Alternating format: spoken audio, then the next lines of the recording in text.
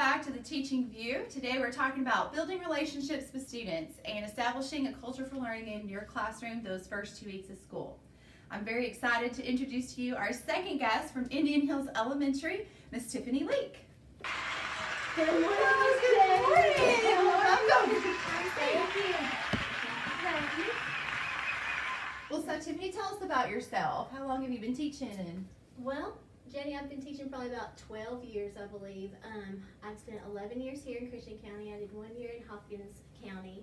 I've taught at MOK for 5 years, and I'm at Indian Hills. And I actually get to loop with my kids from 2nd grade up to 3rd grade this Oh, year. that's so exciting! I have never done that. I'm looking forward to it. Yes. So, my husband Matt and I, we have 4 boys. 2019, one will be 16, one just turned 14. Oh my goodness. So you don't look old enough to have a 20-year-old. Thank you, girl. Well, thank you so much for being here. We're very excited to have you today and to share some wisdom and some things that you use in your classroom to help our new teachers this year. First thing we have here is a picture that you shared with us, and we're having all of our teachers share that come on the show share a picture of important relationships in them. So tell us about these pictures. Well, this is my family. That's my husband Matt. That's our youngest Scout and Zane. That's our oldest Jonathan and his girlfriend DeLacy. And then we have Slade and his girlfriend Selena.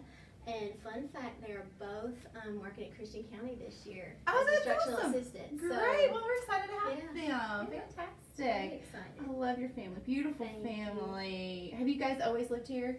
No, I'm from Muhlenberg County. Okay. And I lived in Dawson for like a few years, but my husband's from here. Okay. So, and then I just moved on over here with I him. feel you. I'm with you there. Yeah. Transplant girls. Yes. That's right. What are the top 3 things that you established or accomplished the first 2 weeks of school? What are your big 3? Relationships, number 1. That's with my families before school starts and my students actually before school starts. And then during like the first 2 weeks of school, we talk about how our classroom is a family and my expectations, our school-wide expectations. We model, we practice all the routines so that way it helps the rest of the school year just go smoothly and just Right. having fun. We have a lot of fun together. So you talked about building relationships with families and your students even before school. What are some things you do to get to know your families? I usually read The Big Umbrella. It's a read aloud, and then I will send, before school starts, a little note from me to every 2nd grader and a friendship bracelet. Well, now I've got to kind of switch it up since I'm looping with these friends. What you doing this year? Well, I'm changing it up a little bit, but I'm still going to do the friendship bracelet because they came in so excited. So it already set the tone. And, you know, they were excited to show each other our bracelets, and we just went on from there. And they all have that to kind of hold them together as a community. That's awesome. Yeah. Well, at the elementary level, a lot of times people think just building relationships is just a given, that it's already there. It's just natural for teachers to do that with their students at that age. But how important is that the first few weeks of school, and why is it so important to structure that time to be really intentional about that piece? That is the meat, I feel like, of your whole school year. If you don't have those relationships with those students, then you can have the most beautiful lesson plans full of all the rigor and all the things and the fabulous things, but if you don't have the relationships with the students, that doesn't really matter. And I've found that kids, when they know that you love them and they love you, they will walk through fire. They will push and they will make sure to reach those goals, and you know, it just really does set the tone. That's awesome. And even the ones who tend, do you ever find that you have some that are hard to love you? Because there's a wall there, there's some sort of trauma or emotional piece that is missing, and how do you really reach and connect with those students? Those friends, they really make me work for it a little bit sometimes, but they want to feel me out too, to see if, you know, are you for real? Like, you really like me or what? And I really do. I'm a huge Ron Clark fan. Yes. Girl, listen, I watch the Ron Clark story before every school year. That's awesome. I do. And just like how important the relationships were for him in that, you know, when he was in the classroom too. And I just kind of model that too. And I just continue to love them.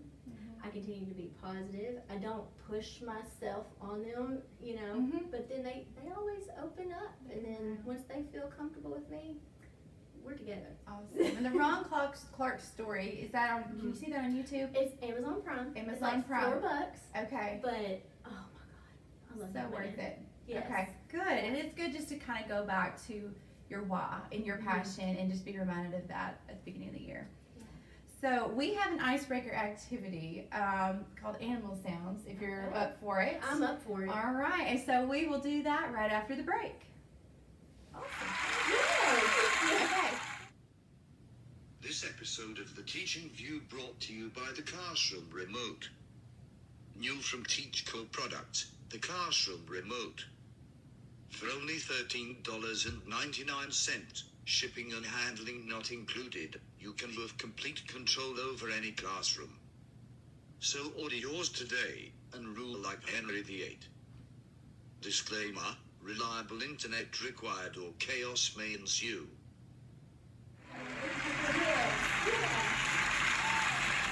Hello and welcome back to the Teaching View. We have switched locations because this activity requires us to be moving around a little bit. We even have some special guests here with us to be more students.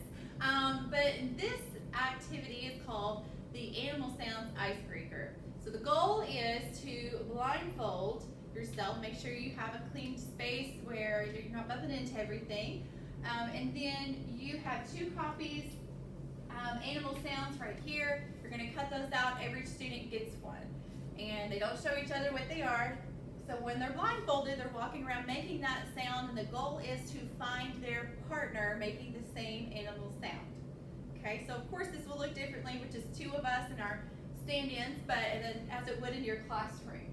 Are you ready? I'm ready. All right, okay, so before we get started, we're going to set those expectations just like we do for any activity in our classroom.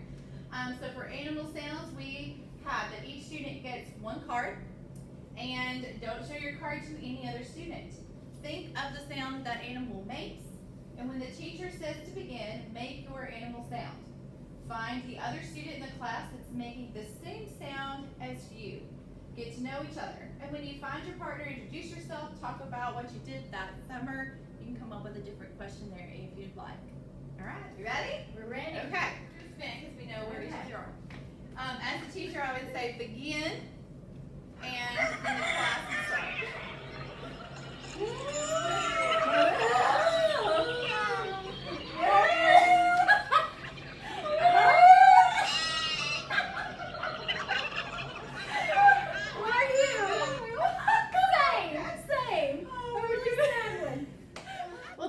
So much for helping us and participating and making a fool out of ourselves. We've got some killer whale sounds. So this is for you to use with your class. There's 2 sets here, and we'll put a link in the Google folder for these as well for our new teachers. But you can take those and use those with your students this year. Want to see a video of that as well. I'll send it your way. Well, before we go, is there anything else you'd like to share with our teachers? Any activities or any resources that you use in your classroom? Yes, at the beginning of the school year, I love Todd Parr. He's a fantastic author, and just his illustrations are bright and colorful, and he always has a great message in his books. Like this one is, it's okay to make mistakes. And he always ties it together with some final thoughts, and just how to treat each other, and if somebody makes a mistake, what do you need to do, how can you respond, and so that really does open up the conversation for us in the classroom. And help build that family culture. Absolutely. For your kiddos. Well, Absolutely. good. I love that. Yes. And we will give away one of those books at the end of this episode. So Awesome. Well, thank you again for being here. I'm so glad to have you be a part of our first episode.